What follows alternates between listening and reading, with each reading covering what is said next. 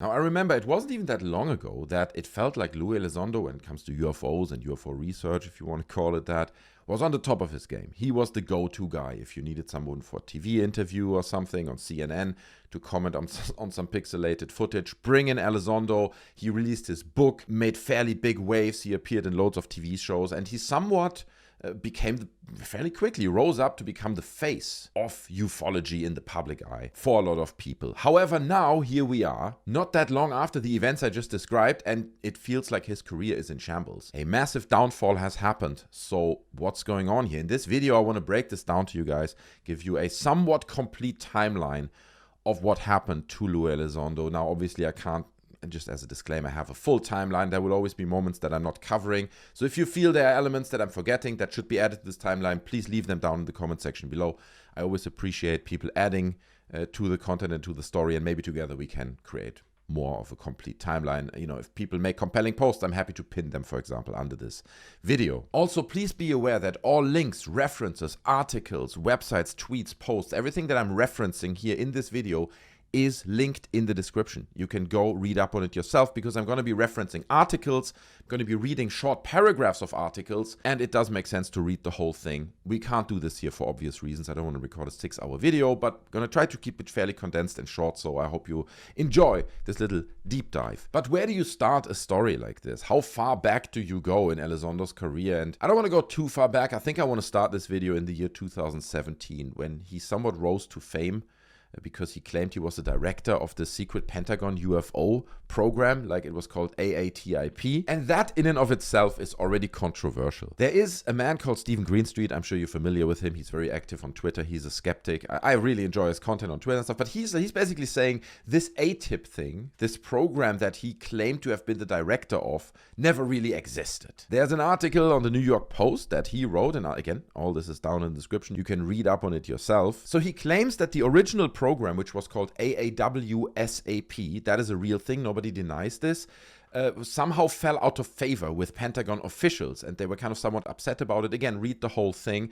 But then this guy that they're referencing here, Reed, started to refer to the program with a made-up name, and he started to call it AATIP, okay? That's what he's claiming. That's what the research that Steven Greenstreet did shows. So anyway, they tried to reapply, and then the whole thing was shut down in 2012, and it was just it was nicknamed AATIP, but that program in and of itself never really existed. But to be honest with you, if you look around, that is a point that is often questioned, to what extent it is true that Louis Elizondo actually was the director of this program. There's this article, for example, which I'm also going to link underneath, which is titled, "The Media Loves This UFO Expert Who Says He Worked for an Obscure Pentagon Program. Did he? Did he actually?" With the subline saying there's no discernible evidence that Louis Elizondo ever worked for a government UFO program, much less led one. And in this article, it states that yes, AATIP existed, and it did pursue research and investigation into unidentified aerial phenomenon, Pentagon spokesperson Christopher Sherwood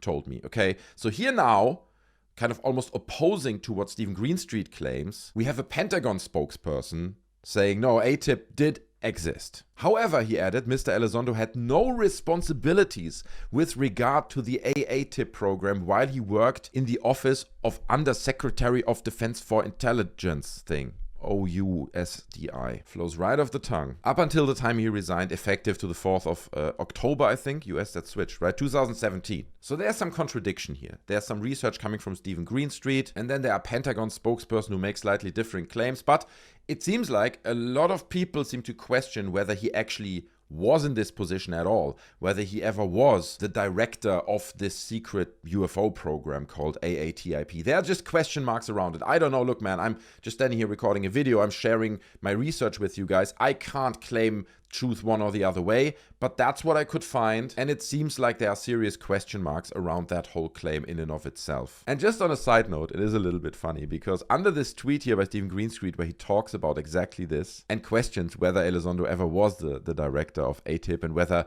AATIP even existed, this guy replies and says, "Hey Grok, is it true that AATIP never was an official UFO program like Louis Elizondo claimed?" And then Grok replies and says, AATIP, active from 2007 to 2012, primarily focused on advanced aerospace threats. So somewhere Grok found that AATIP existed. It was a program, at least. Whether Elizondo is a different question, right? But It's a thing. Well, here's Steven Greenstreet replying, and he's like, no, you're incorrect, Grok. Okay, we got to get this right. The program was called AAWSAP, not ATIP. It was active 2008 to 2012. It essentially shut down in 2010 after its funding was pulled, yada yada. The program question was indeed initially called AATIP, funded from USO, with some evidence suggesting, this is Grok replying again, funding ended in 2010. However, AATIP is often described as its successor, or a nickname focusing on UAP. You are incorrect again, Grok, said Greenstreet. He really wants this to be correct. Anyway, I'm not going to read the whole thread to you guys. I'll link this thread down in the description as well. It's a fun thread to read because Greenstreet and Rock are just like going back and forth, trying to kind of decipher some form of truth. It's funny. So with that particular point, I don't think we can really decipher and say, he worked for it, he didn't, did the program really exist? It's all a bit nebulous. But that tweet I just showed you is part of a bigger thread by Steven Greenstreet, which is basically covering exactly what I want to cover here. And I started to do my own research, put my timeline together for this video, and then I stumbled across this list of tweets. It's like a thread on Twitter that Steven Greenstreet put together about Louis Elizondo and loads of things that happened. It's really compelling. Some of the stuff in there I had on my list as well. So to be honest, I'm probably going to fly through some of these tweets real quick and then add some more detail into the story that are not covered in this Twitter thread. But please follow and support Steven Greenstreet. You know, he put this thread together, so give him the credit that he deserves. At least follow him over on Twitter and maybe send him a message and say, bro, good thread or something. Smash that like button. So he continues, he says, so after this initial point, right, where it's all questioned whether he ever worked for AATIP, is a real organization, and so on, he continues to say, in 2018, Elizondo presented a fake CGI UFO during a presentation about his fake UFO job at the Pentagon. That's him saying it. Okay, I'm just reading out what he's saying here. Elizondo showed images of UFOs swarming the US Capitol building and claimed what you see here are real photographs. The video again is down here. I'm not going to play this video now with sound and all that. It is just 40 seconds. But I watched it. It is pretty much accurate. It's exactly what Greenstreet is claiming here. But then it was pretty quickly uncovered that the photos that he showed here and claimed to be real were actually CGI fakes from a movie. Okay, so I think that's the one on the left. And then there's also a scan of a fake UFO from a 1954 comic book. Okay, so that was almost the first one. And I hadn't heard about this. I was like, oh, okay. You know, these kind of things kind of almost go under the radar. Anyway, 4 days later, Elizondo then issued an apology while providing general background. I indicated that one particular slide contained real photographs of UAP over Washington, D.C. It did not. The slide was intended to be illustrative, but was presented as factual with the help of a few individuals. I quickly realized the error. I acknowledged the mistake. Okay, so it's like, okay, that's not good. Your job is credibility in this field. This is not good, okay? This was kind of the first strike, okay? You get a few strikes, right? First strike. Then, in 2019, on Elizondo's History Channel TV show, he claimed that a Navy video shows a spooky UFO that's hauling A-double-S, okay, that word, over the ocean around 700 miles per hour. And I remember this. I showed this on some of my live streams where they're all sitting in this room and they're discussing it. And they're like, oh my God, it's crazy. It's going so fast, man. I don't think Elizondo says this himself, this particular comment that you see on screen right now. But obviously he's a big face in the show and so on. So he's clearly associated with it. And he didn't contradict it and said, hey, wait a second. Maybe we should give this a second look. Now, obviously, the footage you see here is very, very famous, the Go Fast clip. And the problem with this statement and him estimating or them estimating that it goes around 700 miles per hour is that it was later debunked by NASA and others, including Metabank, Mick West, who've done actually the math because they knew exactly what was recording it, how fast it was going, where the ground was, how far away it was. They did the math and calculated that the object was only moving around 40 miles per hour, and that probably it was just a balloon that they were filming. So it's a parallax effect issue, okay? You fly very fast, film something very far with a very zoomed in camera, it makes the background whoosh by much faster than the object is actually moving. So that was that, okay? It's not a big one, but it's another hiccup. It's like, that's not good, dude. You shouldn't say these things if you want to be taken serious. Anyway, this was in 2019. In 2021, Elizondo went on CNN and showed off a newly declassified documents from the CIA about Tic Tac UFOs in the 1950s. These new documents were actually released in 1978 and were just clippings from a Swedish newspaper about a perfume company's balloon. Okay, so there's the CIA. And again, I'll link the whole thread down in the description so you can go watch these videos yourself, give yourself the context you need. But Okay, so you can see how the pieces are coming together. Then in 2022, Elizondo went on a radio show and claimed new declassified NSA documents showed evidence of space aliens. In reality, it was just an unclassified what-if speech from 1966. Radio host then asked Elizondo a simple basic question, which Elizondo can't answer. In 2022, and you see I'm kind of whizzing through these, okay, because there are quite a few.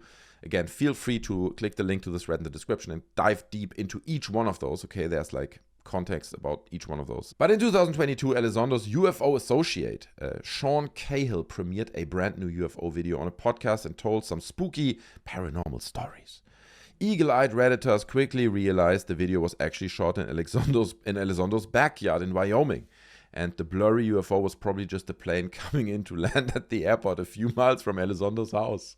Cahill never shared any of this important context. UFO fans were angry, but Elizondo and Cahill dodged, ducked, and then ignored criticisms. So here's the footage, you see it down here.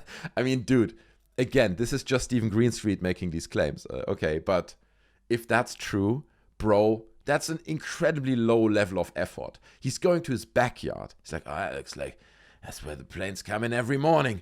Let me film that. My job for today is done. You know what I mean? Upload it, say it's some secret thing. Dude, I mean, unreal stuff, right? Unreal stuff. Anyway, let's move on. 2024, then, Elizondo released his highly anticipated book and UFO autobiography after landing a lucrative book deal in 2021. But people quickly noticed a slew of factual errors in his book. How could a supposed expert get so many simple things wrong? And down here, I think it's linking a video from Mick West, which is great, by the way. It's a Mick West video. He's going into a lot of detail. He read the whole thing. He's marking and giving so many references to stuff that's it's just wild, like wild claims. And Greenstreet also goes into some of those here in a little bit more detail. Like, for example, Elizondo claims in his book that tiny, spooky ghost UFOs lived inside his house. But he admits he never once took any photos or videos of them. UFO fans were confused why the world's #1 most famous UFO investigator never investigated the UFOs inside his own house. And they have the references here. Okay, here are some screenshots that are taken from his book. We had a long main hallway in the house, he writes. And one evening, a green glowing ball, probably the size of a basketball with soft edges that weren't defined, floated down slowly from the kitchen to our bedroom door just below ceiling height, then disappeared into a wall. Another time, the kids reported seeing an orb appear in the air, hover near them for a few seconds and then float away. The object had been three-dimensional, but still translucent and suffused with an eerie green light. Over time, more orbs appeared in our house.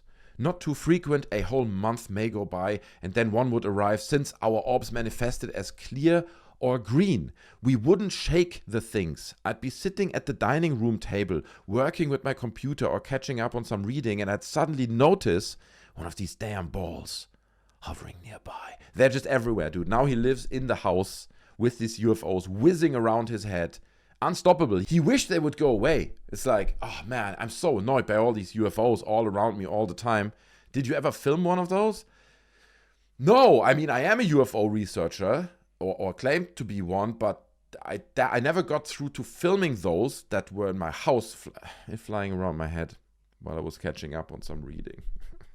In 2024 then, Elizondo went on Joe Rogan and held up a government document and claimed it was a report about how UFOs came and interfered with our nuclear weapons. But he got a copy, Stephen Greenstreet that is, of that exact document, and it doesn't mention UFOs at all. And I love this, by the way. You get this very, very often where people of all kinds, especially when it comes also to UFO documentaries and ghost documentaries, like, the documents clearly show. And they're like, it clearly states this. They show this semi-blurry document with way too much text on the screen for like 1 second, cutting away. The documents prove. Then when you actually do the work that Stephen Greenstreet is doing, you get your hands on this document, which he did here, right, for this particular clip. And then he shows it here, zooming in and going into more detail. It doesn't mention UFOs. Again, feel free to dive deeper into this particular one. It's linked down in the description.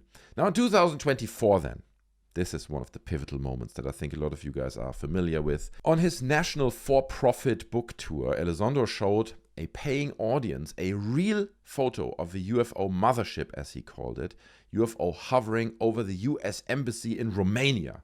The big image, we're all familiar with it, right? The chandelier picture. Online skeptics quickly debunked the photo as a reflection of a ceiling light in a window of a building and was not above the US embassy, so you see it here.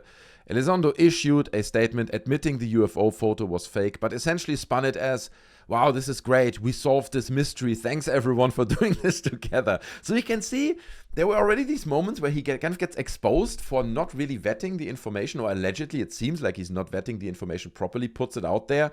Yeah, then we issue an apology, right? He's twisting it, he's turning it, but so far, for some reason, he's still fine, right? And my favorite part about this chandelier picture, by the way, I mentioned this in the previous video, but it seems like you can see the hairline here, right? This looks like hair, because the guy standing in front of it taking a photo, and the top of his hair is just obstructing that little corner of the chandelier that obviously looks more like this in the background. It just feels like it's really funny. It just adds another layer to it. But it's a mothership over the US embassy in Romania. So... right, so it got awkward. At this point, I feel like it really gained some traction as well. People like, hold on, that guy, several times he slipped up now. But always followed up by an apology, right? So it's fine. That makes up for it. As long as you apologize. Well, in 2024 then, while under oath, Elizondo contradicted himself in Congress about his involvement with AAWSAP, a Pentagon program that falsely claims was a UFO program, okay, as Stephen Greenstreet claims here. There's a video about that as well, but I'm sure you're probably familiar with the happenings during this congressional hearing. It's somewhat infamous at this point. However, this was a pivotal moment. This is also where I'm kind of moving away now from the Greenstreet timeline here, because this was somewhat of a pivotal moment, because I think a lot of people were realizing, Donald Trump might actually really win this race, okay? He might be the next president of the United States. So a little bit of a pitch process took off, and it wasn't an official pitch, but I think people like Louis Elizondo and also people like Dr. Steven Greer started to realize, hold on a second, if Trump makes it into the White House, and he spoke about stuff like this before, right? There's going to be some kind of UFO task force. He's going to put something like that together. So that means there are very well-paid government payroll consultation jobs available within the government. And I want to be the guy. I'm Louis Elizondo. I want to be the guy. And Dr. Steven Greer at the time, it's a bit funny, was also trying to get into the White House, or at least it seems like it, but he sent this letter to Donald Trump. And I'm not going to read the whole letter to you guys, but it is quite funny, because towards the end down here, he calls himself the world's leading expert on this subject, and there is not a distant second. Okay, Dr. Steven Greer, that is, right? This, again, was a letter to the president, Donald J. Trump, and that was before this whole, if you want to call it a task force of some kind of congressional platform was created through the lead of Anna Paulina Luna and all that. But because it seems like Louis Elizondo was also interested in this job at the time, he sent out this demand for retraction from one of his lawyers, which was referencing a Twitter thread. Okay, again, this was either Trump had just come into power or it was shortly before that, where he sent this demand of retraction to a guy called Arthur Preston. Basically what he's saying is that he's asking him to retract false and defamatory comments that he recently made on X. Also says, we demand you to refrain from future defamatory comments, and so on. If you don't abide by these requests, it may result in a civil lawsuit. So this must be huge, right? Why would he send this guy through his lawyer this demand for retraction? Well, here is the threat that this is all about, okay? So it is a fairly lengthy thread that Arthur Preston put together about Louis Elizondo. And what's interesting about this thread is loads of little points of criticism trying to expose Louis Elizondo making statements where he contradicted himself. But there's a red thread that goes through this whole Twitter thread, and that is that he basically puts together moments where Louis Elizondo seemed to make left-leaning statements, okay? So he has like this Facebook message from Louis Elizondo where he allegedly exposes him as like someone who's not very much on the side of Trump, right? Politically speaking. Oh, here's another one, right? Where he just titles Louis Elizondo surrounds himself with Trump haters and shows like Open Democrat. There's like Tom DeLonge. And you know what I mean? Like the whole thread, it's not only that, but there's a whole thread that basically puts him slightly more on the left side of the political spectrum. I don't know if that's true. I don't know where Louis Elizondo stands politically. But that's what this thread implies. And that's probably why he threatened him and said, dude, if you don't take this particular thread down, I'm going to sue you, because at that time he was hoping to make it into the White House and get that well-paid government job as the UFO consultant. Well, the thread was never taken down. I'll link it down in the description as well, the Arthur Preston thread. It is an interesting read. There's a lot of meat to the bone there as well about Lou Elizondo, a lot of stuff to read up on. So go check up on that yourself. But then just recently in the past few months, it seemed like he got the job. It seemed like Lou Elizondo made it. He was the guy that Anna Paulina Luna would put forward in these skiff briefings and so on. He's the guy that you put forward. He got the job rather than Dr. Steven Greer. I'm sure there may be other people on the table, but it seemed like here he is, Lou Elizondo, sharing pictures being inside Congress and stuff, right, on his Twitter or Instagram feed or wherever I saw it. It seemed like he's got the job. Okay, here he is as a government consultant. But then this moment happened, right? And I'm sure you're familiar. This was some kind of congressional briefing on the subject of UAP. And he held up this picture while talking about all these pilots who share all these stories with him. They have no platform where they can go to and without being judged or of risk of losing their job can openly talk about these incredible UFO incidences that they witness all the time. Well, it turns out this real UFO photo he just gave as just one example of the many he gets is an irrigation circle. Well, it didn't take researchers very long, and they found where the exact image was taken and what we're looking at here. Now, this is now forever marked on Google Maps, I believe, as Lou's UAP shadow. And here's Lou's UAP. So this is the shadow. So the angle is that we saw in the picture. It's a little bit more something like this. Obviously, the colors were different. At that time, there may have been like fresh crops on the top field. So hence it appeared brighter, right? It had a brighter color and it looked or gave more the illusion of there being a shadow under the object, but it was debunked really, really quickly. They found the exact location. They know where it is. I'll link it down in the description as well if you want to check it out yourself on Google Earth or something, where it is exactly. And he fell for it again, okay? And this really felt like a pivotal moment in the UAP-related career of Lou Elizondo. Because as you can see, through everything we just went through, there are so many aspects to this story where you're like, ooh, he didn't really look into that. Or there are even moments where you're like, is there an intent of like trying to mislead or present information just for the sake of it? You know, just to have a good story or something. Because it is so obvious that some of these images and stories are not vetted particularly well. And because there were so many errors coming from him, it came to a point where people were questioning whether he might be doing this intentionally.